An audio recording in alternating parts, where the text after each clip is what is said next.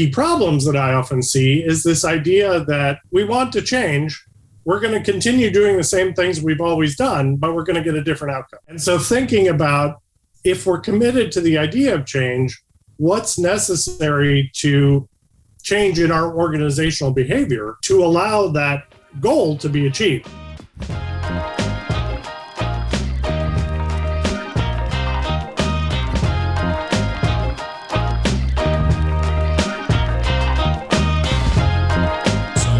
Here this morning, this is People of Prospect, where Prospect Silicon Valley interviews and has a great discussion with yet another person in our sphere. And I'm really fortunate this morning to speak with somebody I've known for, a really long time. Let's not say how long, but it's been a few presidents. This is Dr. Christopher Payne of the Lawrence Berkeley National Lab. Good morning.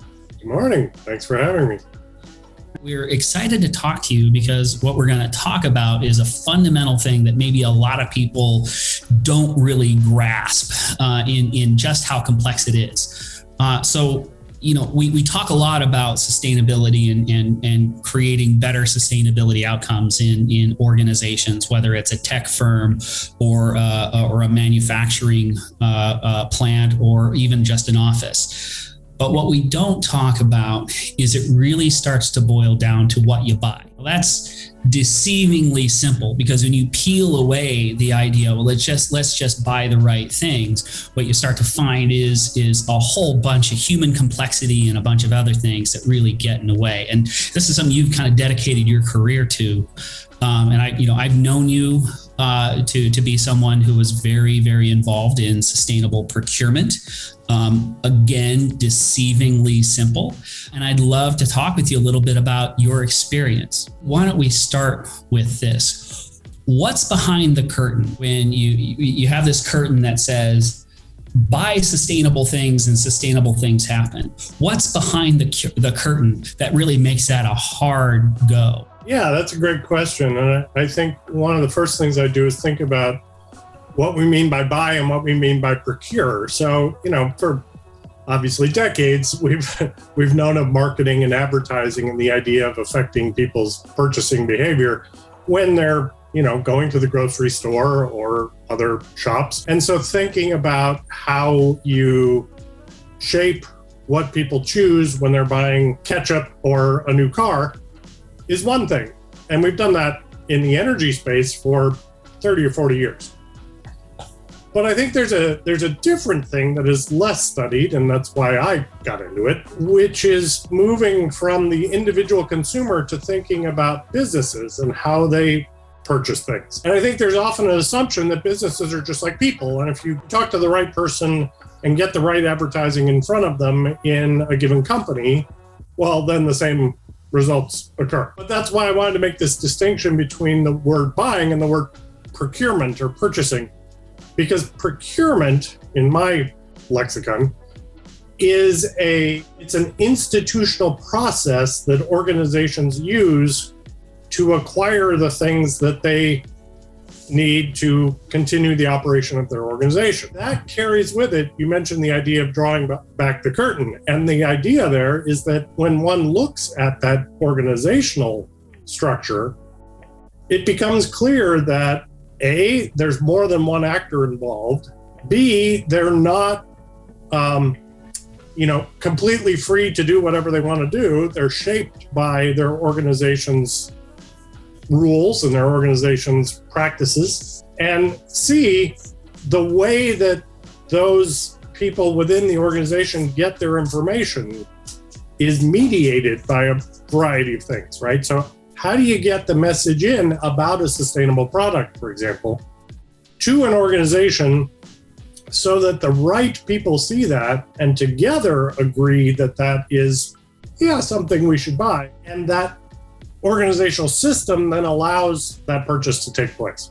It's that complexity that is the thing that's of interest to me, and trying to adjust that complexity to shape sustainable outcomes is the work I do. Procurement problems and sustainability programs are ultimately human problems and human programs, right? And every organization is a little different. There's a whole lot of people that can need something.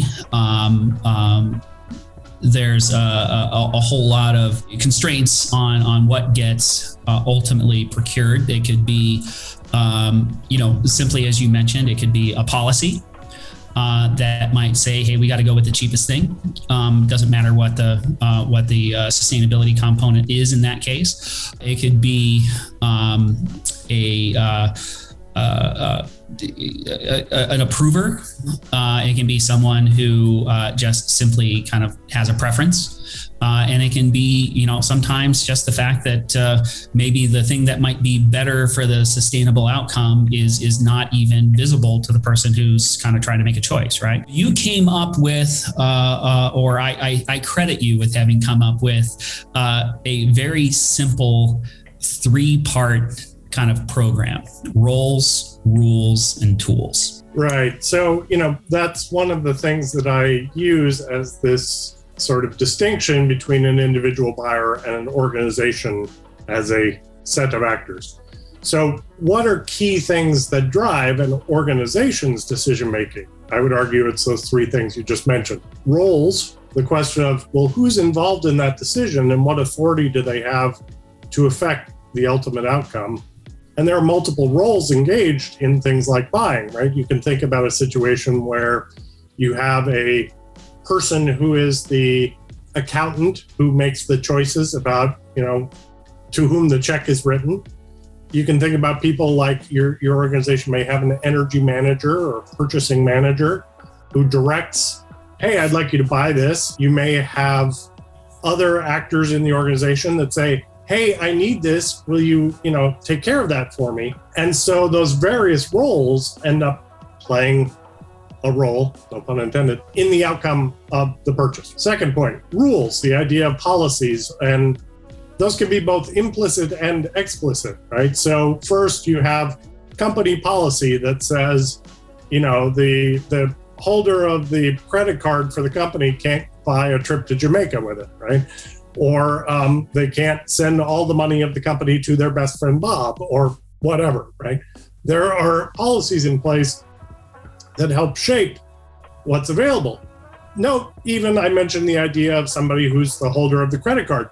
That implies, well, it's really only that person that can use the credit card, right? So there's a company policy that says, well, you 8 people, you have to talk to this person, the card holder, in order to get the purchase done. So those rules shape outcomes. And a key point there is the idea of implicit as well as explicit rules. So there can be the way things are done in an organization, and that's just sort of cultural practices that accrete over time. And so, certain people understand that this is the way things are done, even if there's not a formal company policy along those lines. And finally, that idea of tools, the third of those 3 things. One of the things that I realized fairly early on is that in organizations, they are very driven by business processes, business systems. And early on, it was things like paper forms that you filled out. Well, what do you want to buy?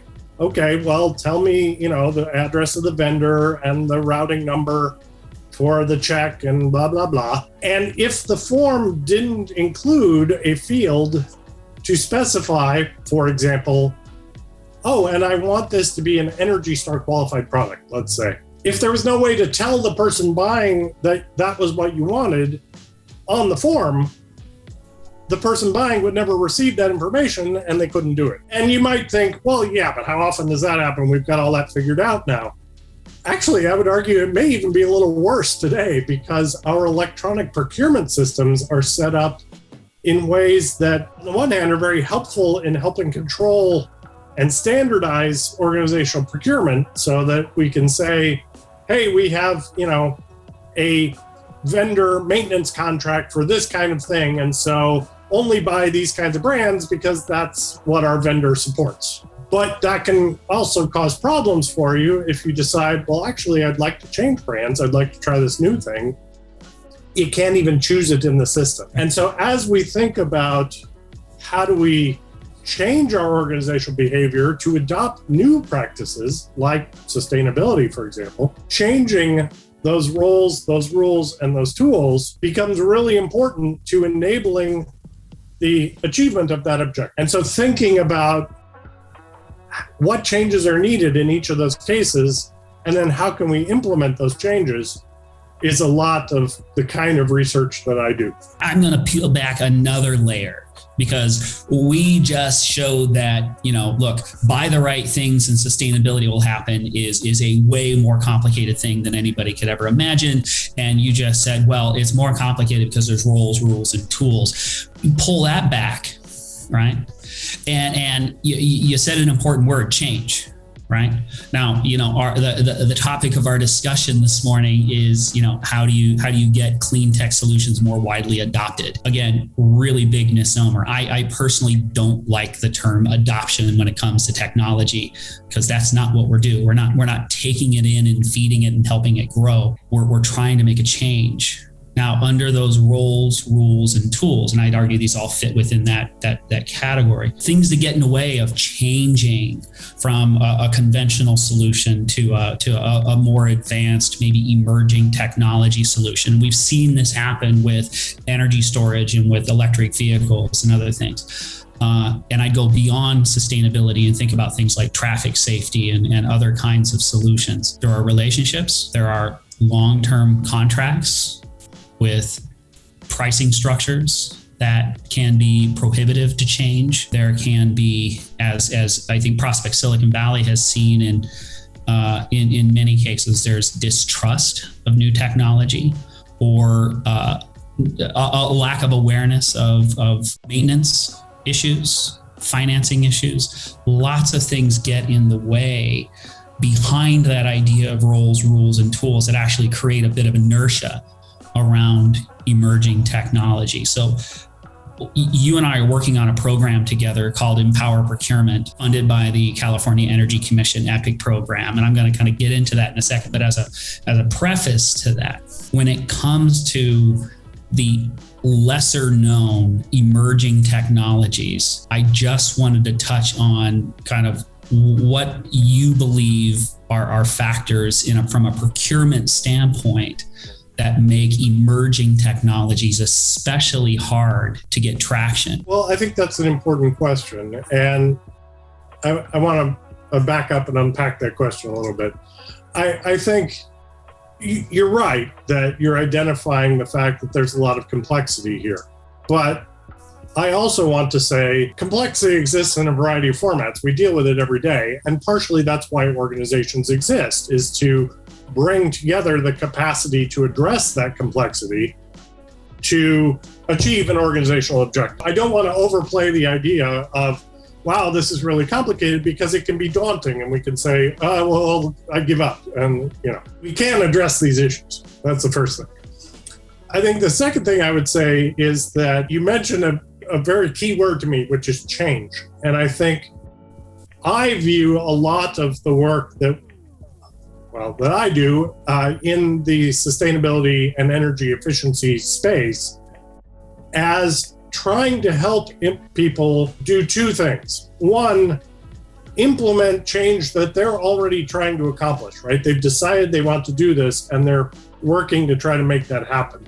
How can we make that as easy as possible? Two, are there ways that we can provide information that will get people to shift their decision-making about, where they want to go, right? But in both cases, I think the key thing there is that you have an intent to change. And one of the key problems that I often see is this idea that, well, we want to change, we're going to continue doing the same things we've always done, but we're going to get a different outcome. And so thinking about, if we're committed to the idea of change, what's necessary to change in our organizational behavior to allow that goal to be achieved, right? Something has to change internally to get that external outcome to shift. And that's where it goes back to these roles, rules, tools things, is understanding what in the existing system of the organization holds it in place, and therefore what is necessary to shift to get to the new place we're going. Now, let me go to your point about emerging technologies. Emerging technologies are particularly interesting because they require a fairly substantial change in the sort of guts of the organization, because an emerging technology, sort of by definition, doesn't have standardized attributes that fit well into an organization's set roles, rules, tools kind of system. What can you do about that? I think one of the key things to me is that emerging technologies are a form of innovation more broadly. And if you think about how businesses deal with innovation, they do one of two things. One is they ignore it as long as they can and then go out of business. Think of the last surviving, buggy whip manufacturer, right? The second is they build in processes that allow them to understand what's changing around them and change accordingly. So I think for companies for whom the idea of sustainability and the idea of technological innovation is important, it's not a question of trying to acquire an emerging technology that's really the issue, I would argue. What's the issue is, how do you build the systems within your institution so that you can take a chance from time to time on these new things and learn about them and adapt them into your organization so that you continue to innovate over time. And so the key there, I think, is creating those roles, rules, and tools structures that allow that innovation to come in, be tested, fail in some cases. That's a critical component of this. You have to build the system that allows failure from time to time. But then when these things succeed, be disseminated through the organization. If we kind of step back from the idea of sustainable technologies or clean energy technologies, which Doug, you and I deal with quite regularly, and think more broadly about just this question of, well, how do new ideas, new concepts get into use, right? It's this concept of, well, how do you get new information in, adapt it, modify, and continue?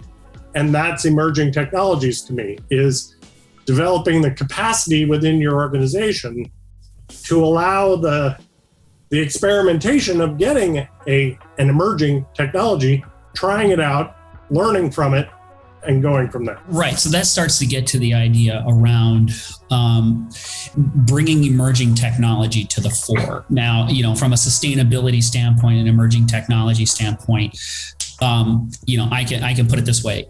There's the hearts and minds people, which are really important to raise awareness that a change is necessary and that options are out there, right?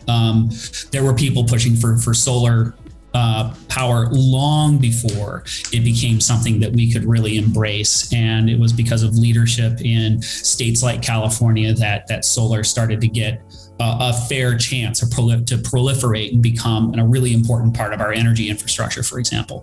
But there's also the testing people, which are really important. And I'm just going to shout out to Kevin Powell from the GSA, who happens to be in this little broadcast, who's run a program called the Green Proving Ground from the GSA that's using GSA's building infrastructure in order to find solutions that they can test, allow to perform, and provide information that is useful both on the side of the buyer and the seller. And those two things are really important, but it still comes down to what are those issues that we can find that if we could find a way to solve them at scale, that we could develop a little more momentum around adoption of those technologies. So you talked about the fact that, you need to try something. In my experience, having worked with a lot of local governments and other institutions like transit agencies and people like that, in the world of social infrastructure, there are leaders, there are observers, but at times there is not a pack. There's not a group that's kind of following, and we're trying to build stakeholdership amongst those and around those that are trying something new in order to get there. So we can kind of bring, let's say, a collective sense of understanding that goes alongside the hearts and minds people and the testing people to get to something that starts to look like traction. So we're pursuing that in a way with a program called Empower Procurement. Again, that's funded by the California Energy Commission. epic program. It was called Empower Procurement for a reason, and that is, how do you empower the procurement process to actually help you reach your goals? Now, I know that Lawrence Berkeley Lab is a partner of ours in this. So is Energy Solutions. So is the Z&E Alliance and Richard Shorsky. We've looked at local government adoption of clean energy products and services. We've looked at schools and their electrification of the bus program. Berkeley Lab has looked at famous universities in California that bear its name, and its community college system.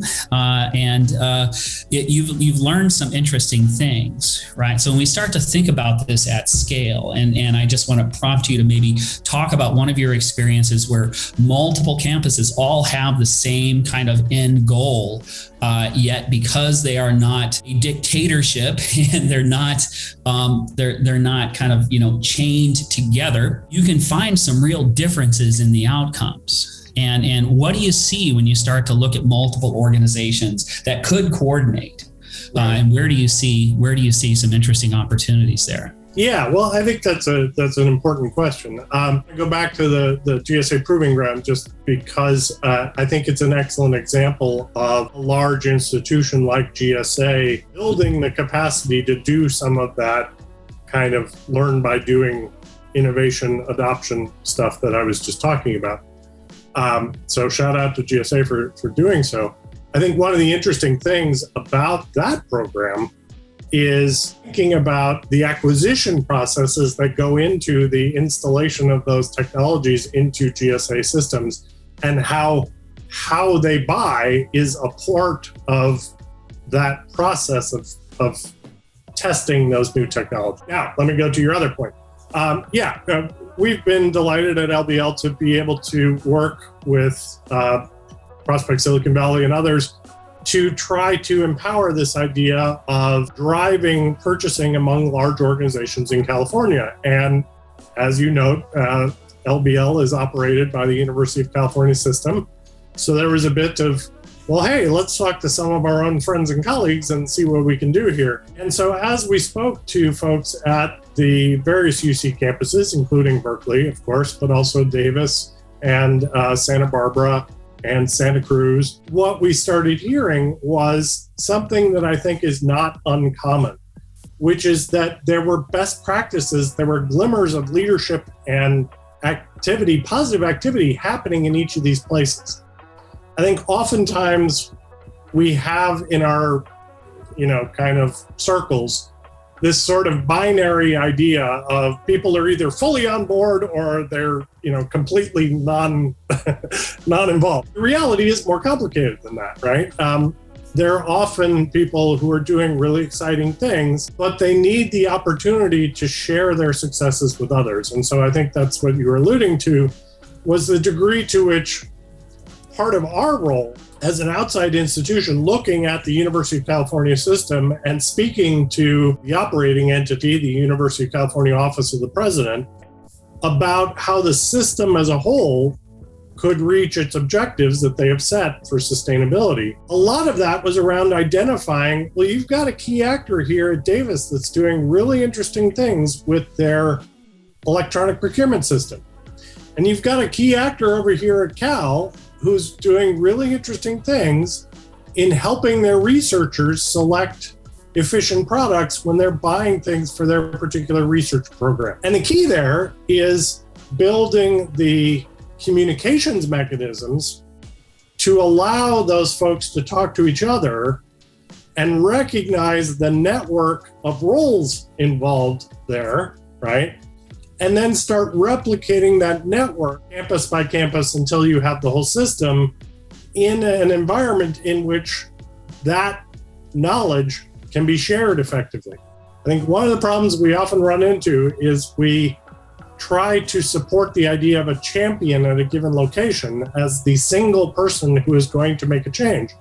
And that person can be really important, but they're going to be most effective when we make them be the person to whom a number of other people can, connect and talk amongst themselves and together raise the bar of the institution as a whole. I mean, I couldn't agree with you more about that. You know, your story about multiple campuses at the University of California, each of which is a pretty sizable, agglomeration of people and systems, only gets bigger and more important when you recognize that it's a very short walk from that story to what's happening every day in 550 cities across California, each of which have similar responsibilities for infrastructure, buildings energy efficiency, water, energy, and lots of other things. And they represent a collective spend that's incredibly important for us because it happens to be our money. It happens to be local taxpayers. It happens to be state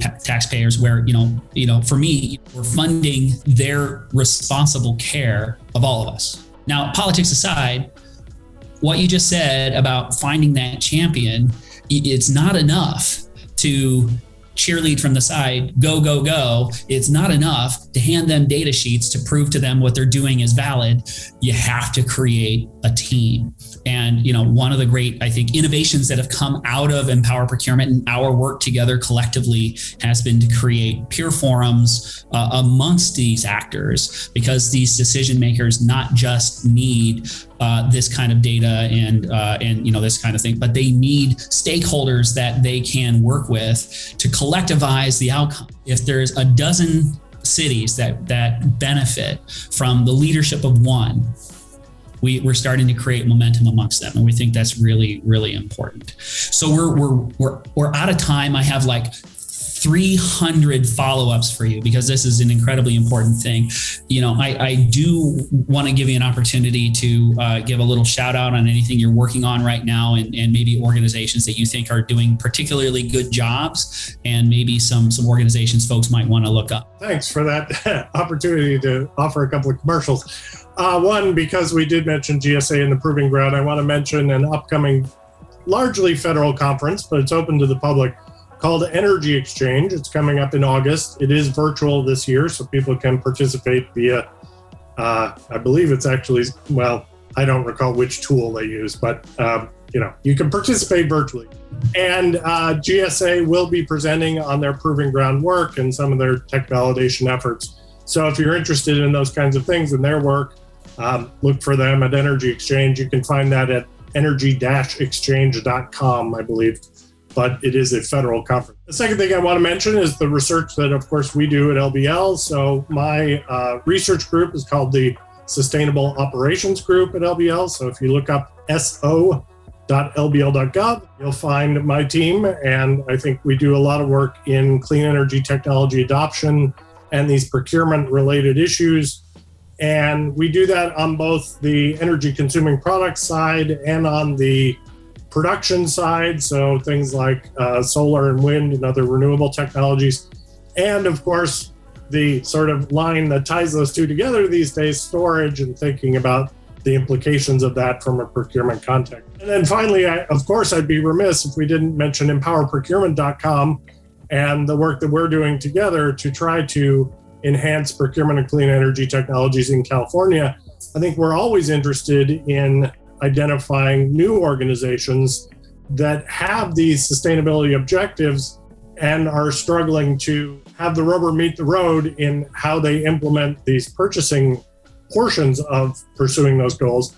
So if there's interest in that, we'd certainly love to talk further. Christopher Payne, Berkeley Lab, it's been a pleasure. Thank you so much. Thank you for having me.